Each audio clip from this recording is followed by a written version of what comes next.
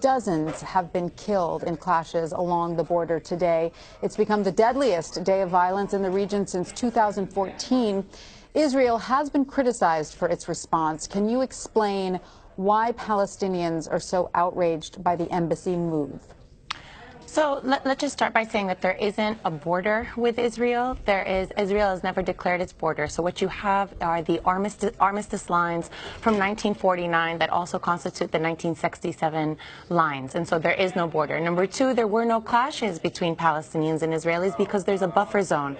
So Palestinians who are gathering in order to protest their dispossession and removal and they're demanding their right to return as refugees are basically not confronted by any Israeli civilians, not posing harm to any Israeli civilians, to any military installations, or to any Israeli soldiers. So there are no clashes.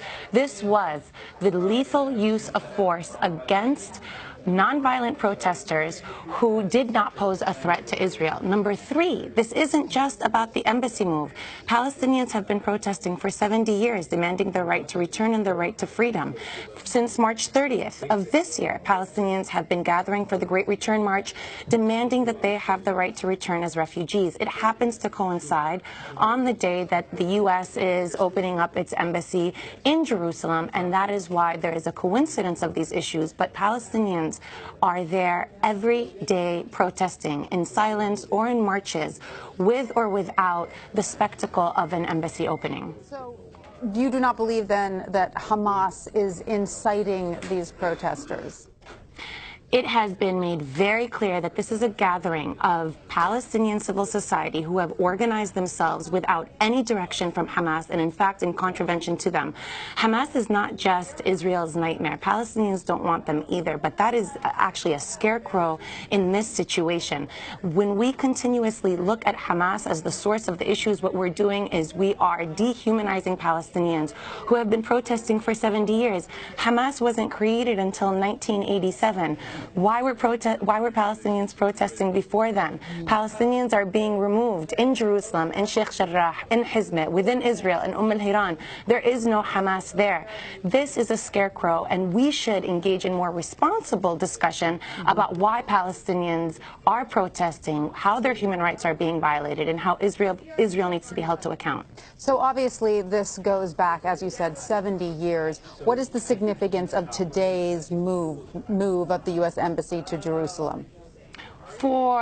Israel declared its independence on May 14th, 1948. Palestinians consider May 15th, the day that their forced exile and removal was consecrated, as their catastrophe or their Nakba. Unlike any other country where refugees are given the right to return, Israel has prohibited the Palestinian refugees from the right to go back to their own homes because it explicitly does not want to disrupt a Jewish demographic majority. It wants to enshrine a racial, religious supremacy, and the mere presence of Palestinians would upend that. Now, already on the ground, there is a situation of de jure apartheid, but the return of refugees would make that more obvious because Israel does not want to absorb Palestinians into its citizenry because it would make it even more blatant and instead enshrines a policy of apartheid to exclude them from any benefits while it continues to regulate their lives. Now, just to get back to the issue of Hamas for a moment, I know you say that many Palestinians reject Hamas as well, but it does control Gaza and is helping to organize some of the organizations, and it has declared its intention to destroy Israel. So does Palestinian leadership need to acknowledge the right for Israel to exist in order to achieve peace? Do you think peace will come through a two-state solution? Do you know, I think your viewers should know, that Palestinians, the Palestinian National Council, recognized Israel's right to exist in 1988 and declared that Palestine will have an independent state in the West Bank and Gaza since 1988. They agreed to this again in 1993. This is an old situation. The only entity that does not want Israel's state within the 1967 borders is Israel itself, because it wants the entirety of the land between the River Jordan and the Mediterranean Sea. It has obviated a sovereign Palestinian state. It is the source of dysfunction. Netanyahu Netanyahu has said numerous times there will never be a Palestinian state.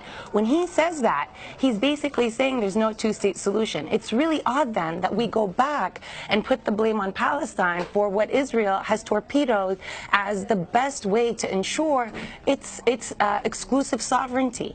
And then about Hamas, it also merits mention that Hamas has recognized that it would enter into negotiations with Israel in a unity government, and that it also endorses a two-state solution. So unless we want to blatantly disregard the empirical evidence on file, we cannot pursue this line of reasoning.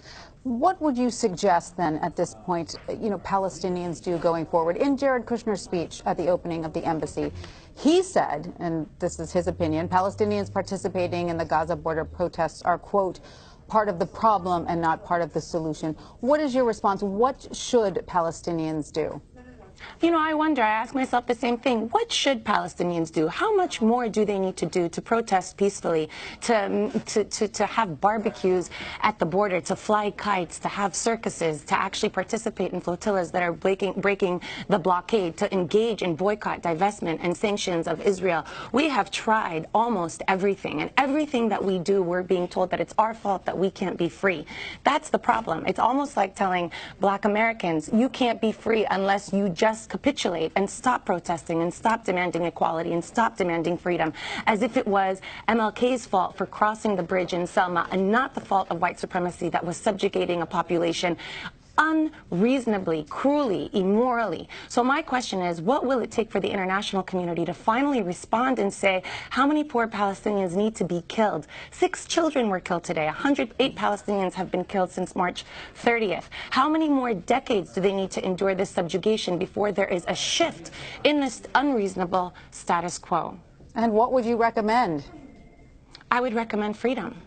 I would recommend a world that is the exact opposite of what Trump and Netanyahu are driving us into, which is a series of garrison states of exclusive, explicit, racial, religious supremacy. I would engage in a world where we actually believe that all humans are created equal, where we're actually engaging in a universalist vision, where all of us, it's all of us or none of us, where there is room for everybody, and that's what Palestinians are demanding. And who would They're you say only demanding. But who would you say is the leadership that should negotiate this? I mean, Palestinian leader Mahmoud Abbas has now said... Negotiate what?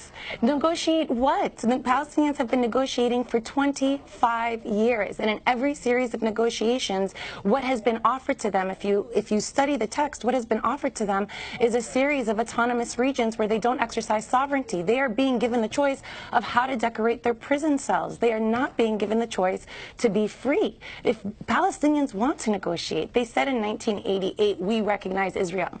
We just want a state alongside Israel. That wasn't in contest. The only impediment to that realization has been Israel itself. So why don't we start shifting the conversation and ask Israel why it doesn't want to negotiate with Palestinians, why it doesn't want to recognize their right to exist, why it wants to maintain a supremacist regime that provides racial benefits based on religion rather than on human existence.